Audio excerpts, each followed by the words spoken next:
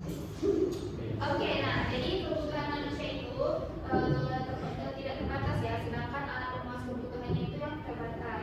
Nah jadi kita juga belajar jenis-jenis kebutuhan, ada primer, sekunder, tersier, ada kebutuhan individu, ada kebutuhan sekarang dan masa depan. Nah jadi materi tersebut kita dapat menyimpulkan bahwa untuk memenuhi kebutuhan seseorang tersebut harus memiliki pendapatan kan. Nah dengan mendapatkan pendapatan tersebut kita harus apa? Bekerja. Nah benar. Nah jadi ada kaitannya dengan materi kita hari ini itu tentang ketenagakerjaan. Nah pentingnya untuk memahami ketenagakerjaan tersebut supaya kalian nanti siap untuk menghadapi dunia kerja nantinya. Ibu mau tanya dulu nih, jenis pekerjaan apa saja yang ada di sekitar kalian? Banyak. Apa? Hafal? Ada sektor formal, informal.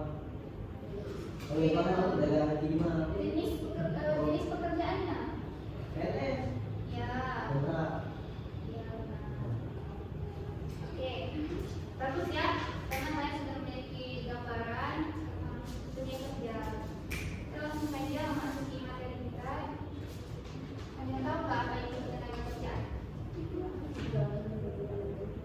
Apa?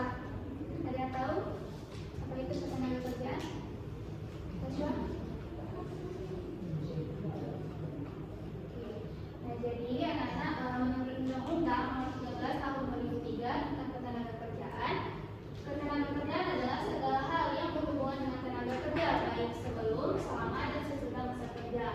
Nah jadi di sini sebelum masa kerja ada yang tahu? Sebelum masa kerja itu apa? Ya. Lemburan. Pendidikan. Ya. Pendidikan.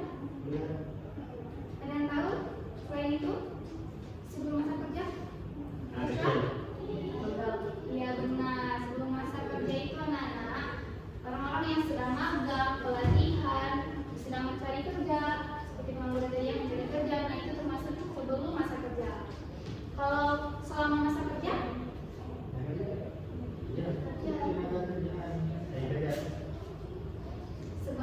Jadi selama masa kerja itu seseorang sudah mendapatkan gaji atau upah, asuransi, perlindungan kerja dan jaminan sosial. Kalau sesudah masa kerja? Pensiun. Benar, pensiun. Atau seseorang yang sudah mendapat jaminan hari tua. Oke, sampai di sini udah paham ya? Sampai sini udah paham ya? Oke, lanjut. Baik, selanjutnya ada tenaga kerja. Nah, jadi tenaga kerja adalah setiap orang yang mampu melakukan pekerjaan guna menghasilkan barang atau jasa untuk memenuhi kebutuhan sendiri maupun masyarakat. Nah, kalau angkatan kerja adalah angkatan kerja yaitu penduduk usia kerja atau usia produktif yang dimulai dari 15 sampai dengan 64 tahun, baik yang bekerja maupun tidak bekerja. Nah, jadi mau tanya lagi nih, kalian termasuk angkatan kerja? Masuk. Termasuk benar. Karena sudah termasuk dalam usia tersebut ya, 15 sampai dengan 64 tahun. Selanjutnya ada kesempatan kerja. Kesempatan kerja itu merupakan suatu keadaan yang menggambarkan tersedianya lapangan kerja yang siap diisi oleh para pencari kerja. Nah, jadi di sini ada dua pengertian kesempatan kerja dalam arti sempit dan arti luas. Dalam arti sempit, kesempatan kerja adalah banyak sedikitnya tenaga kerja yang mempunyai kesempatan untuk bekerja. Kalau dalam arti luasnya, kesempatan kerja adalah banyak sedikitnya faktor-faktor produksi yang mungkin dapat ikut dalam proses produksi tersebut. Maaf, sampai di sini ada yang belum paham tentang tenaga kerja, angkatan kerja dan kesempatan kerja? Sudah paham? Oke, terus lagi kesempatan kerja. Nah, di sini kesempatan kerja atau employment itu dibagi lagi menjadi dua kelompok, yaitu yang pertama ada mereka yang bekerja penuh atau full employment. Maaf, anak-anak di sini diminta jelas? Enggak. Contohnya ya? Gimana tulisan Bu? Gimana ya? Nah, jadi kesempatan kerja itu ada dibagi menjadi dua kelompok.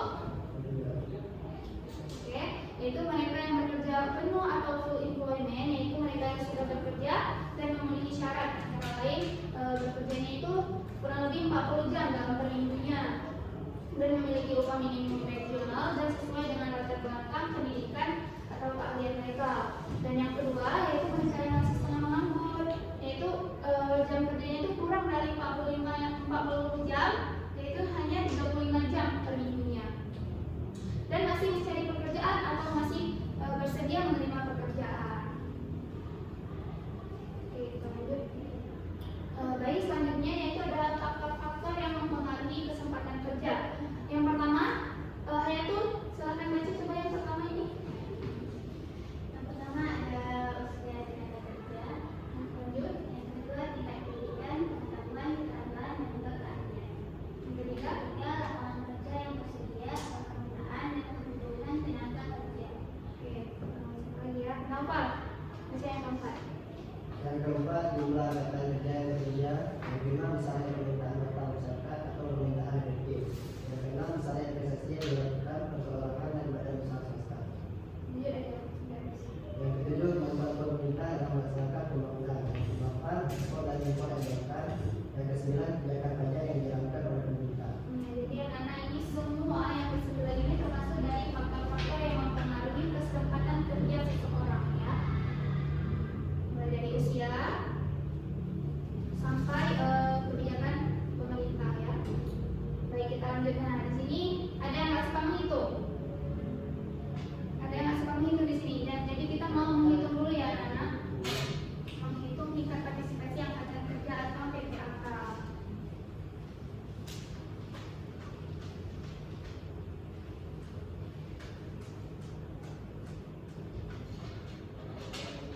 Kenapa gunanya menghitung tingkat partisipasi angkatan kerja itu? Nah, jadi gunanya itu untuk mengetahui perbandingan angkatan kerja dan penduduk usia kerja. Nah, cara hitungnya itu menggunakan rumus ya anak-anak. Rumusnya nih. Silahkan dicatat rumusnya kalau bisa dicatat ya, jangan ada dicatat karena ini pasti nanti ada di soal ujian kalian.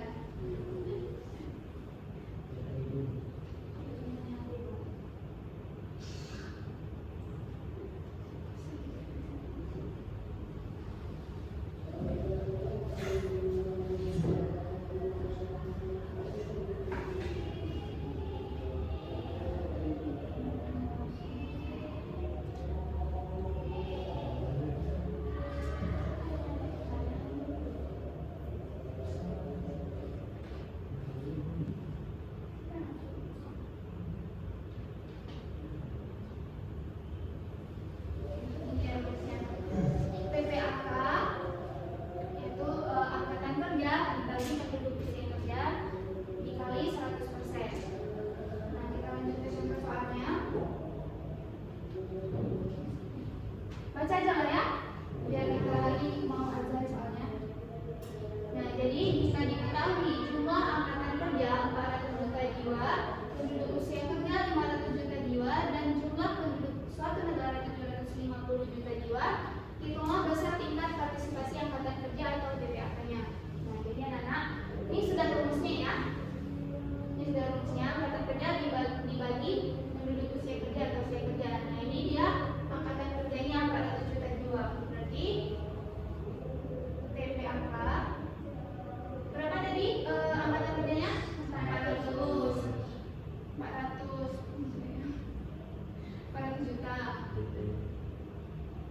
Ininya usianya berapa? 500.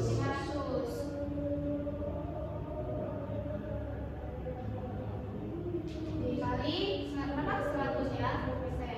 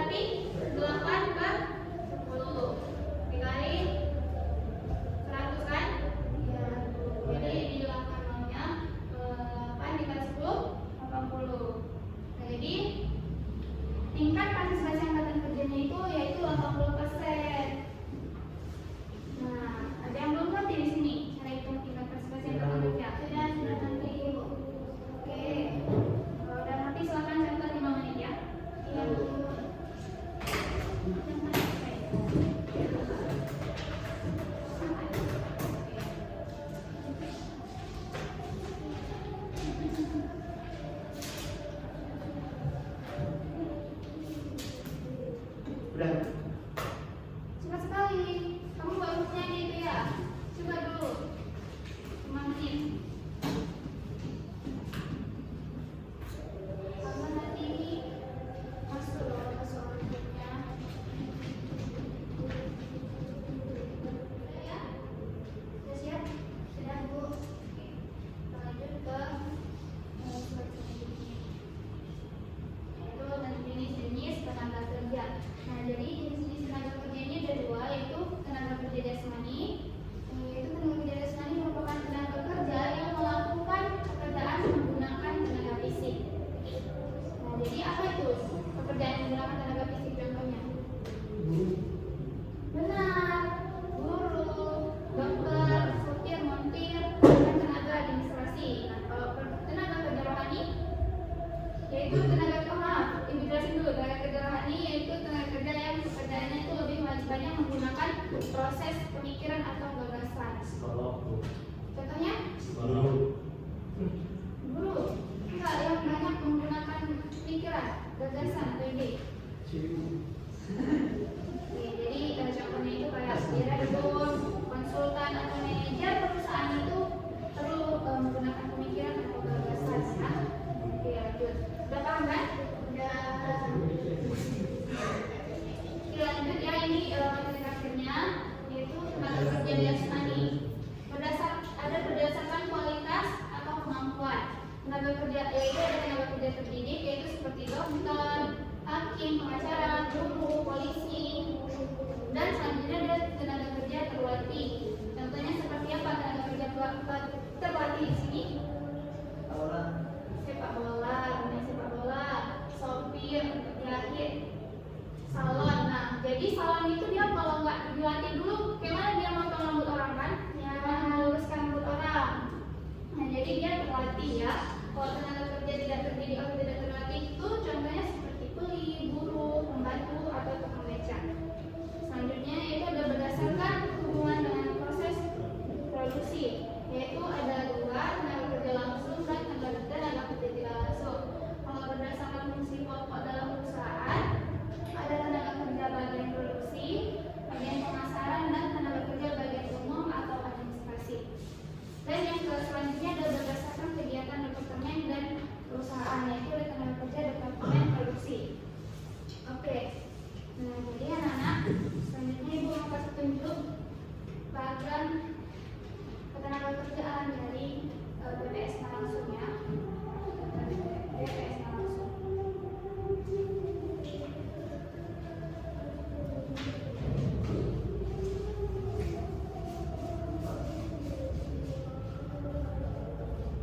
Nah, bisa kita lihat di sini. Ini di datanya itu pada tahun 2025 bulan 2 kemarin terakhir ya.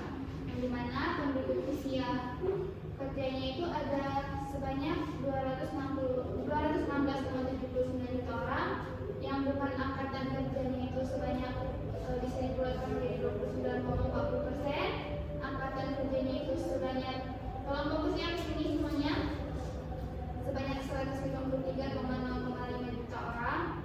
Itu tingkat partisipasi angkatan kerja tadi ya, seperti yang kita hitung tadi itu sebanyak 70%, 70,60%. Dan dibagi lagi ada pengangguran terbuka atau PPT-nya itu sebanyak 4,76%, dan yang bekerja atau tingkat kesempatan kerjanya itu ada sebanyak 95,24%. Ini dia. Nah, ini tingkat PPT tadi, tingkat pengangguran terbuka dan 20%. Nah, di sini banyak apa nih?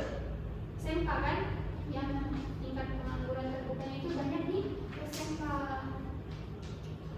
Oke, selanjutnya ada yang bekerja penuh atau sementara tidak bekerja, yaitu lebih dari 34 jam seperti yang dijelaskan tadi ya di kesempatan kerja, yaitu sebanyak 56,19%. Dan ini yang kurang dari 35 jam itu per minggunya, yaitu sebanyak 33,81%. Dan selanjutnya anak-anak ini kita lihat data yang dari ini sektornya yang paling banyak itu, kenapa merah nih? Karena dia paling banyak, yaitu ada di A, berarti di sektor pertanian, kehutanan dan perikanan. Itu bekerja untuk bagaimana